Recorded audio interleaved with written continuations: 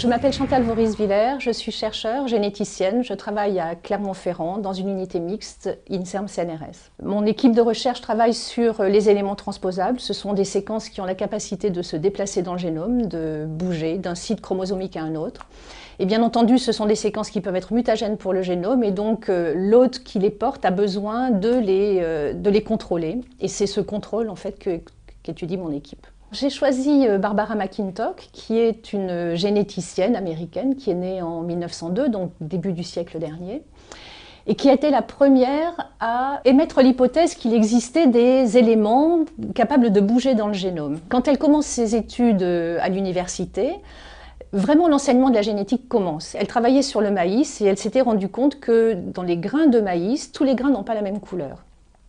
Certains sont plus blancs, certains sont plus marrons. Et elle a essayé de comprendre pourquoi. Elle en a conclu qu'il existait ce qu'elle a appelé des éléments de contrôle du génome. Et ces éléments de contrôle du génome, pour elle, c'était des éléments qui imprimaient des nouvelles régulations au gène. C'est-à-dire qu'un gène n'était pas qu'une séquence toute seule, à part, mais il était sous l'influence d'un tas de choses qui étaient autour, et notamment les éléments de contrôle. Et quelque temps après, elle a montré qu'ils étaient capables de bouger dans le génome. On les retrouvait une fois en amont d'un gène, une fois en amont d'un autre. Tous les scientifiques étudier dans leur laboratoire comment le patrimoine du père et de la mère était transmis de façon stable à la génération suivante. Et Barbara McClintock a dit oui, d'accord, ok, ces lois existent, mais ce ne sont pas les seules. Le génome est plastique, il peut bouger, et ces éléments de contrôle qu'elle a appelés transposables après, éléments transposables, participe à cette plasticité. En traitant le maïs par des rayons X, elle avait d'autant plus de mobilisation de ces éléments transposables. Et donc elle a avancé l'hypothèse que les éléments transposables apporteraient une variabilité, et cette variabilité serait apportée au moment d'une modification de l'environnement et permettrait à l'organisme qui le porte de faire face à toute modification de l'environnement. On sait bien que le génome des hommes aujourd'hui est un peu différent de l'homme de Cro-Magnon. Alors bien sûr, les scientifiques à l'époque n'étaient pas prêts à entendre ça, du tout. Ce que j'ai entendu dire, c'est qu'elle avait une façon de s'exprimer qui n'était pas facile.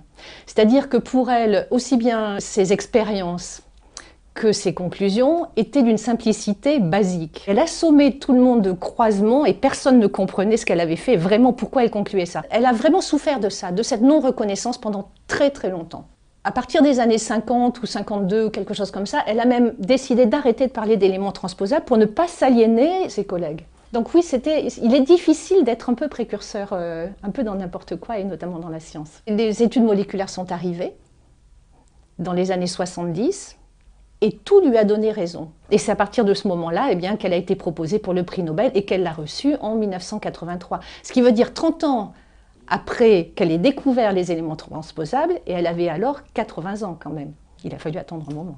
Pour moi, un visionnaire doit être quelqu'un qui n'est pas conformiste, c'est-à-dire qui ne va pas se satisfaire d'une pensée unique, d'une pensée d'un moment, d'une pensée de la majorité. Il faut certainement avoir des qualités d'indépendance, pas de règles, pas de liens, oui probablement, ouais.